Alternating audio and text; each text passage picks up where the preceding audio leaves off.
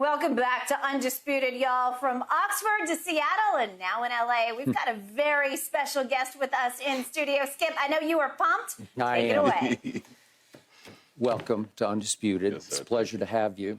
Here's the irony of this for me. I'm looking across the table at a man who was you before you to me. And I covered him, and he was big and strong and fast and flexed out as he was called a tight end, but he wasn't really a tight end because he was the first real big, strong, fast wideout.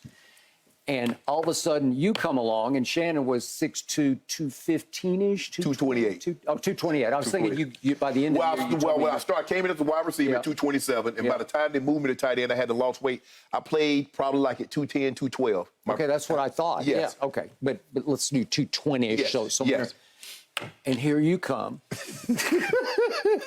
You're listed at 6'4", 235. Are you in that ballpark? Yes, sir. That's exactly what I'm at. And you run 4.33, and it's just not fair because it's not human, right?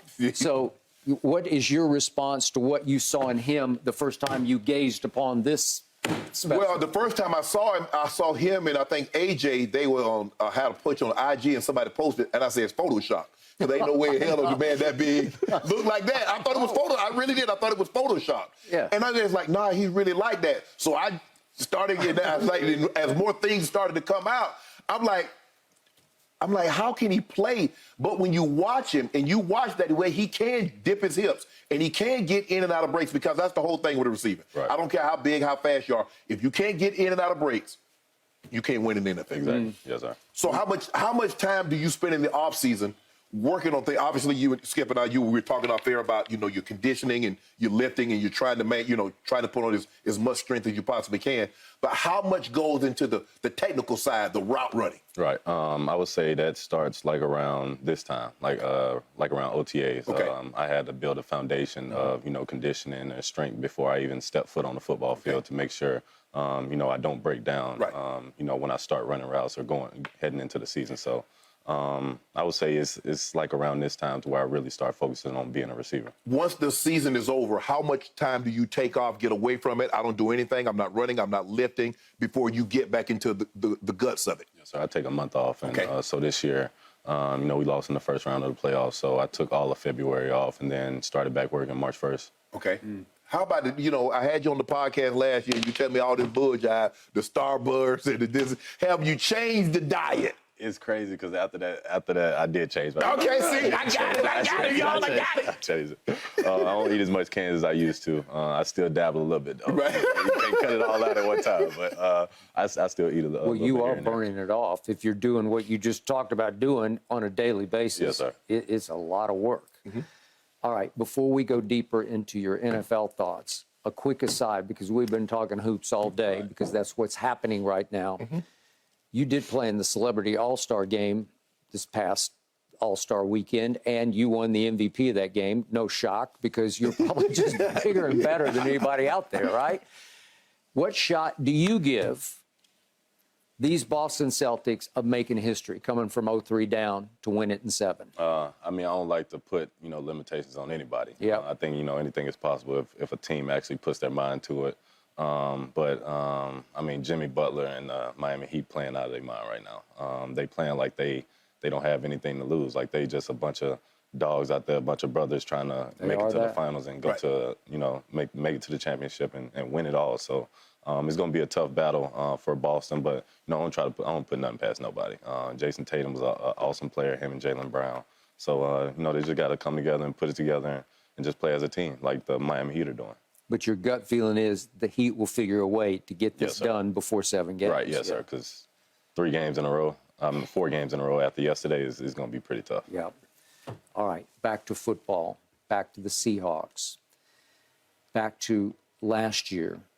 Your team had a very good year, but at any point did you feel like you missed Russell Wilson on the field, on the scoreboard? Did you miss him at all?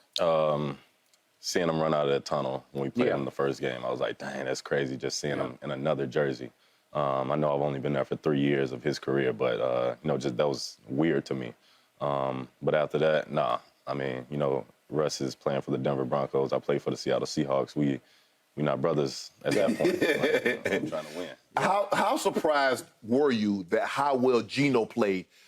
He'd been around the league, had bounced around, really hadn't had a real fair opportunity or stable opportunity to become a starter. He gets this job, and all of a sudden he parlays that, goes to the Pro Bowl, parlays that into a big contract. How surprised were you, given what you had seen in him in practice, that he was able to play as well as he did? I mean, I really wasn't surprised because he's been doing that with the scout team. And he's shown that leadership, you know, throughout my first 3 years there. And then when he got his opportunity, he flew out to Dallas to throw with Tyler. He flew out to L.A. to throw with me, to chill with me. Like, you could see the effort he was putting in to try to be the guy and try to be the leader, you know, that everybody expected him to be.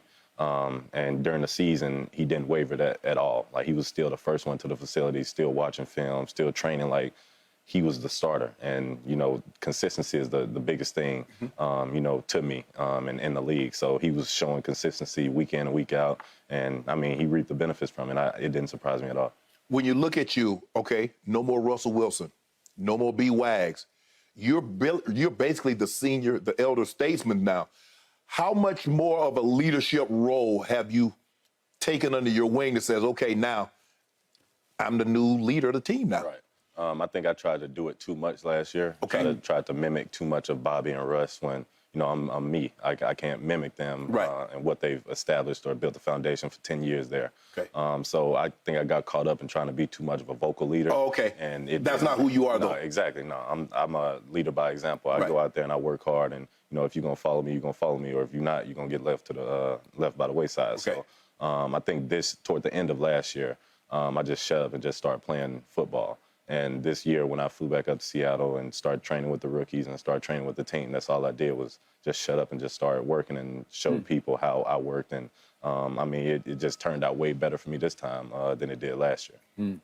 Do you talk at all during games to the people who are trying to cover you? If they started, yeah. I don't ever go out there trying to start talking, but if they... Because that guy, he started it, right? And finished it. So I'm looking at your numbers. I mean, you came in your draft class with A.J. Brown, Debo, McLaurin, Marquise Brown, Hunter Renfrow. And games played, you're first. Targets, you're first. Receptions, you're first. Receiving yards, you're second. Receiving touchdowns, you're tied for first. When you look at your draft class and you see where you are, you're like, how is there more? What's left for Debo? Because when they talk about top receivers, you hear Devontae, you hear Justin Jefferson, you hear Jamar Chase, you hear Tyreek Hill. How does DK Metcalf get his name when they talk about best receivers in the NFL?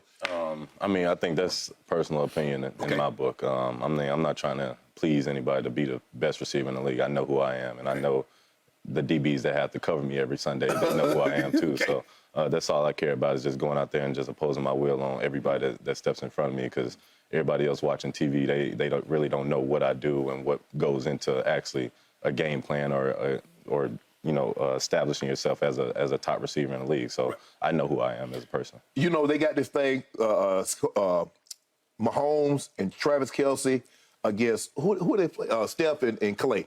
In golf. Yeah. What about the race? DK Metcalf versus Tyreek. Tyreek said he been calling you, say he been DMing you. He been trying to get this race. He say he want this race because he tired of people saying somebody else other than Tyreek Hill is the fastest man in the NFL. Look, my people reached out to his people, just couldn't come to an agreement.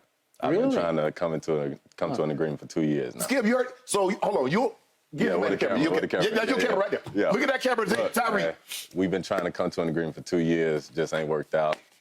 You see me running the track meet.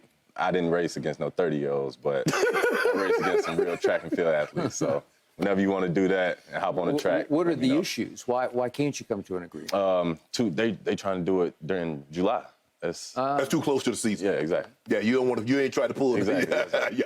But it's not where it's like No, it's yeah. just the month. I don't know, DK. I don't know, DK. I mean, if I got a little money, I got like $5, $10. I might have to slide my hammer a little reap. Might have to go with the Georgia boy. I mean, you might be a little bit too big. I know you trimmed down a little bit, not too much, to run in that race. I don't know it at 235.